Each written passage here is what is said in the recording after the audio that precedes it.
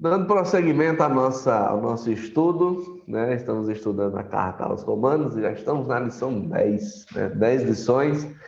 Cada lição tem 2 partes, então nós já estudamos 20 domingos, né? 20 domingos, o livro de Romanos, 20 lições já. E olha que vamos começar hoje o 6º capítulo, né? E é uma carta fantástica, né? Como eu mandei para vocês na linha de transmissão, é uma carta fantástica aí que nós temos a oportunidade de estudar, ler, conhecer e nos aprofundar melhor nessa epístola de Paulo aos Romanos. Muito bem. Um fato interessante dessa carta, que deve ser levado sempre em consideração, e até aqui se pudermos resumir o capítulo 1, 2, 3, 4 e 5, poderia ser nessa frase aqui.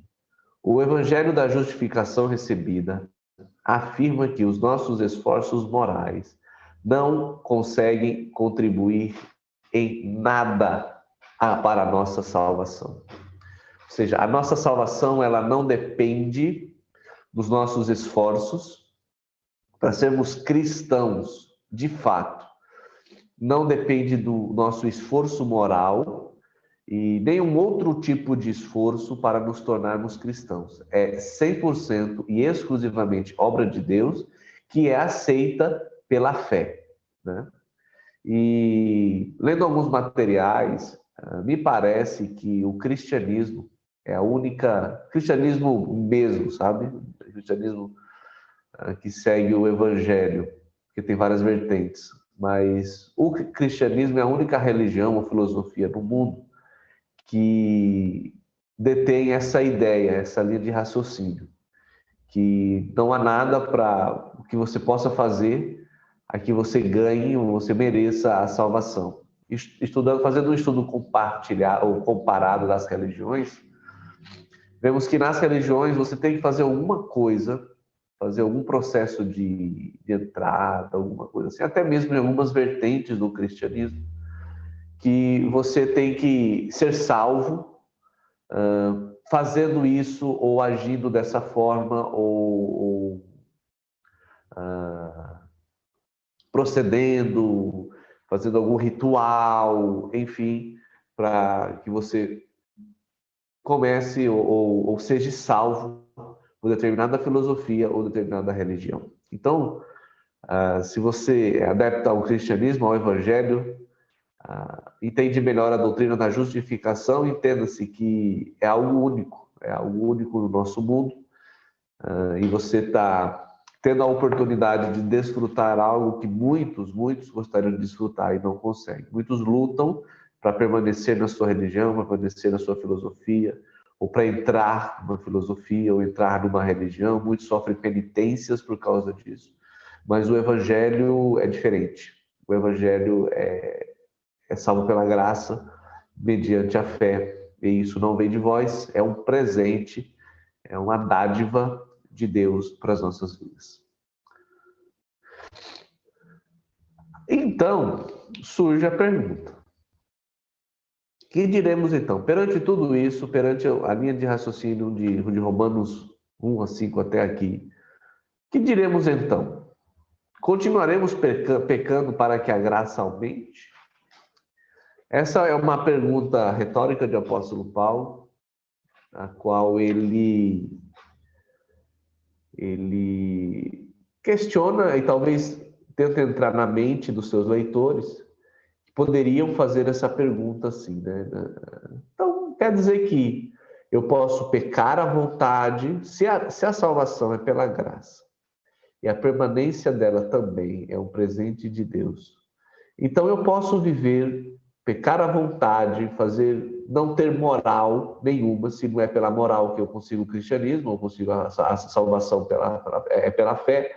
Então eu posso viver pecando à vontade e isso é tranquilo.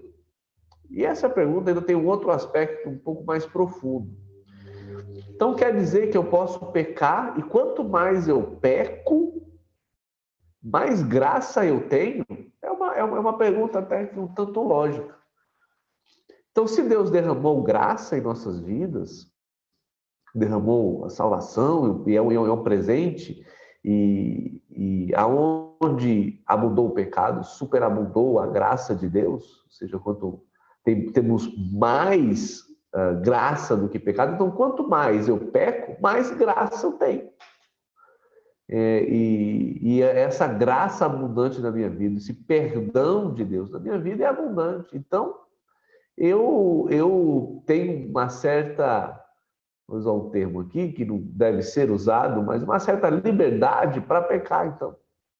Então, essa pergunta talvez esteja na sua mente também. E geralmente se tem na mente daqueles que estão começando a estudar a doutrina da justificação pela fé.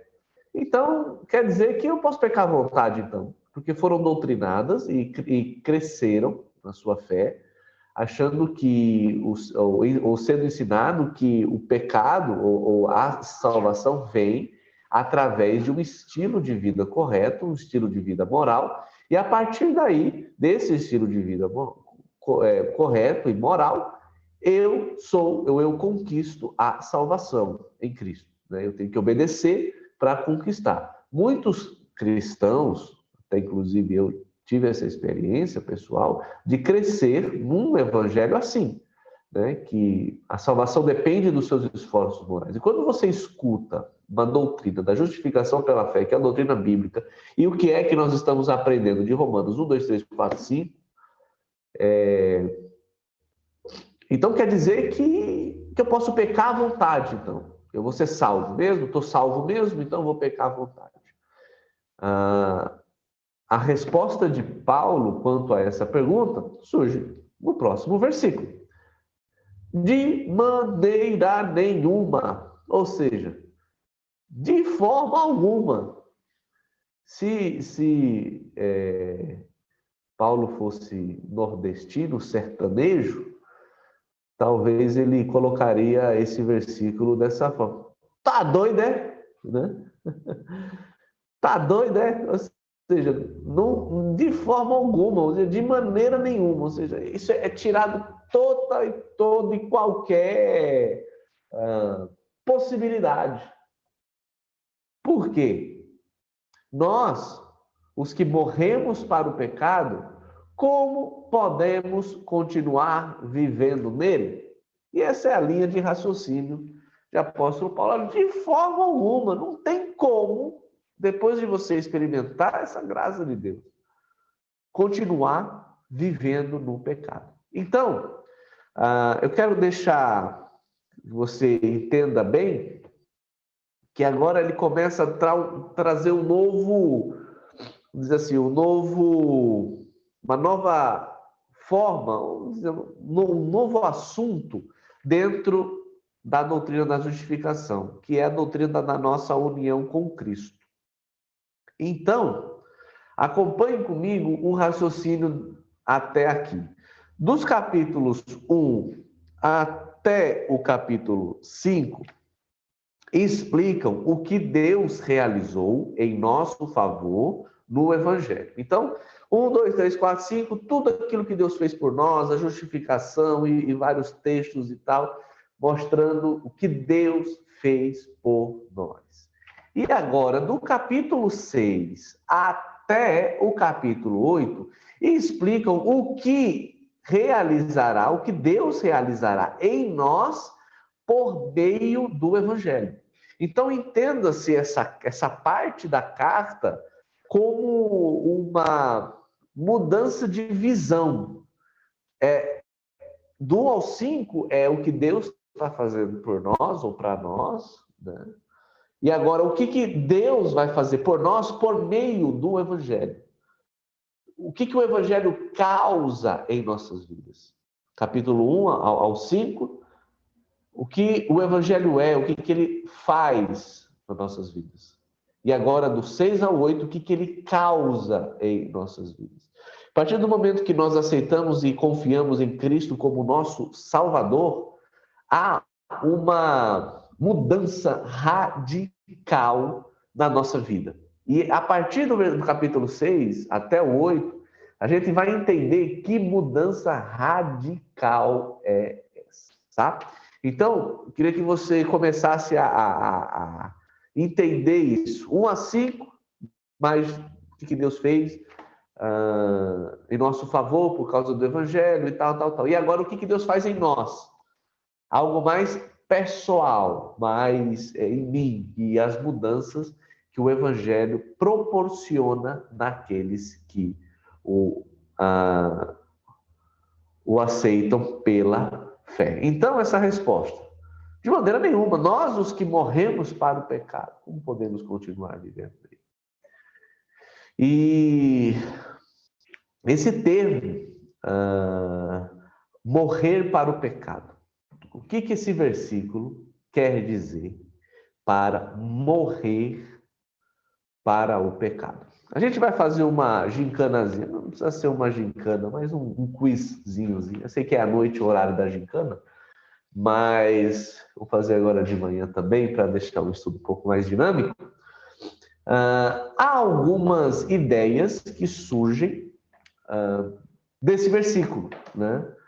O que significa morrer para o pecado? O que esse versículo está querendo dizer com morrer para o pecado? Então, eu vou dar algumas ideias que se tem desse versículo, e você, ou mentalmente, ou se quiser colocar no chat, fica à vontade, ou se quiser expor aí a sua resposta, opinião, você pode, tá bom? Então, o que esse versículo quer dizer com morrer para o pecado? Primeira resposta, poderíamos colocar dessa forma.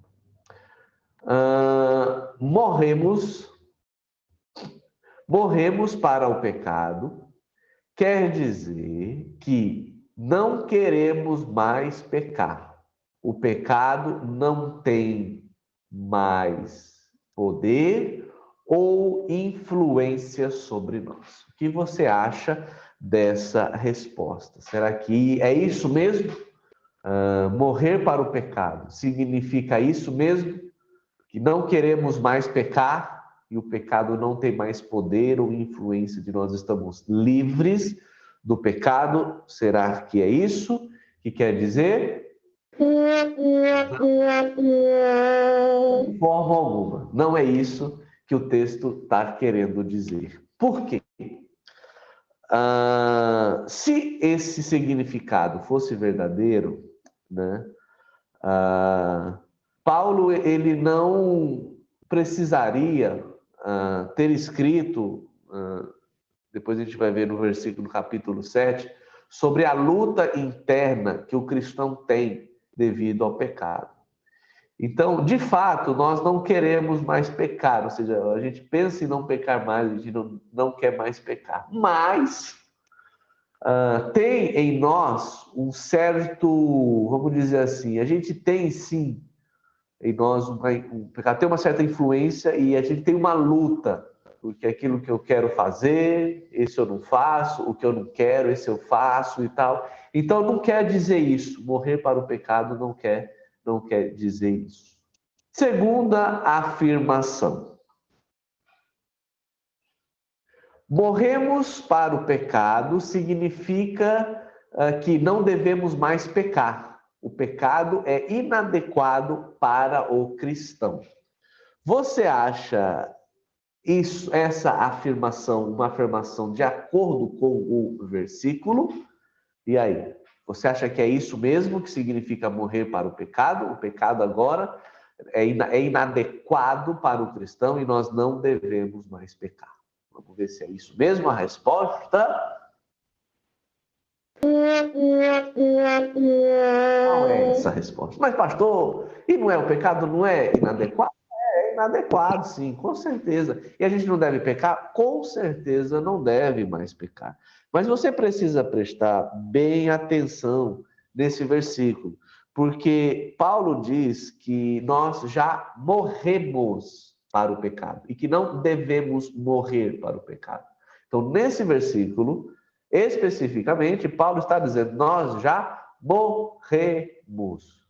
Que o pecado é inadequado? É. Que nós não devemos pecar? Não devemos. Mas, nesse versículo, diz que nós já morremos, ponto. Não é que nós devemos morrer, ou, olha, morra. Não, já morremos, isso já aconteceu. É uma ação completa, já morremos. Então, não é essa ideia que o versículo quer expor. Terceira afirmação. Morremos para o pecado, quer dizer que pouco a pouco estamos nos afastando do pecado. O pecado está enfraquecendo em nós. E aí? Você acha que é isso que significa? Que esse versículo quer dizer isso? Que estamos pouco a pouco se afastando do pecado e a influência dele está morrendo, ou seja, está ficando fraco em nossas vidas. É isso que esse versículo quer dizer? Vamos ver a resposta. É isso que o versículo quer dizer. Mas, pastor, e de fato, aos poucos, e devido à nossa maturidade cristã, os efeitos ou a influência do pecado vai diminuindo e o poder dele vai enfraquecendo. Porém, né, isso surge em alguns, o termo morto quer dizer algo muito mais forte que enfraquecer. Se Paulo quisesse ter essa ideia, ele colocava outra palavra, mas ele colocou morto, que é muito mais forte do que enfraquecer, se afastar. Logicamente, tem certas áreas na nossa vida que nós sofríamos e lutamos mais antes do que lutamos hoje. Mas tem outras áreas que estamos lutando do mesmo jeito, ou até mais ainda, né? Então, não é um aspecto, como eu disse na outra questão, não é um aspecto contínuo. O pecado está morto, e Paulo usou um termo muito forte aqui. Você está morto por causa dos seus pecados. Então, não é essa a alternativa correta. Vamos ver a próxima, para ver se é isso mesmo. Morremos para o pecado quer dizer que em algum momento renegamos o nosso comportamento pecaminoso. Não, eu acho que é isso. Né? É fato, né? A gente renega, né? Eu renego o meu comportamento, eu não quero mais viver dessa forma. É isso que é morrer pelo pecado? Vamos ver se essa afirmação está correta.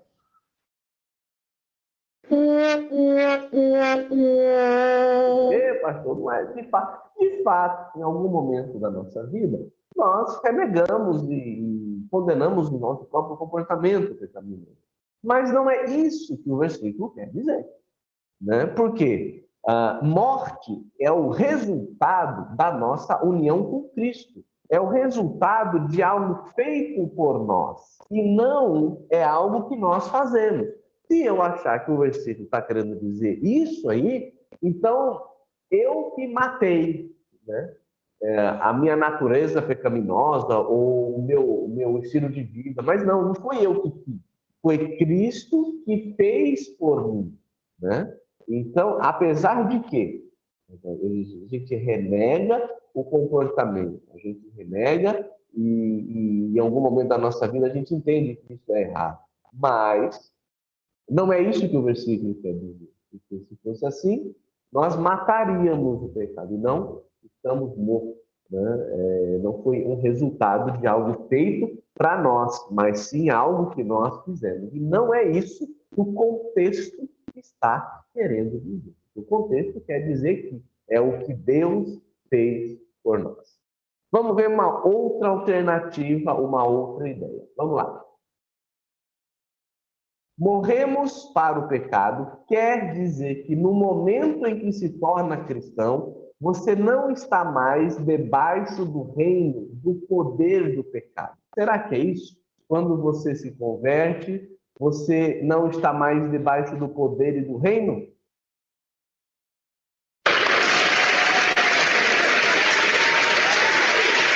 A ideia, né? Mas pelo poder ou o domínio do pecado. Então, essa é a ideia que o texto está querendo dizer. Na próxima parte da sala, né, eu vou fechar essa sala devido ao nosso tempo, e na próxima parte nós vamos esmiuçar essa ideia. Por quê que você não está mais debaixo do poder ou da influência do pecado na sua vida? Ele não reina mais em você. Como é isso, né? Então, na próxima parte da sala,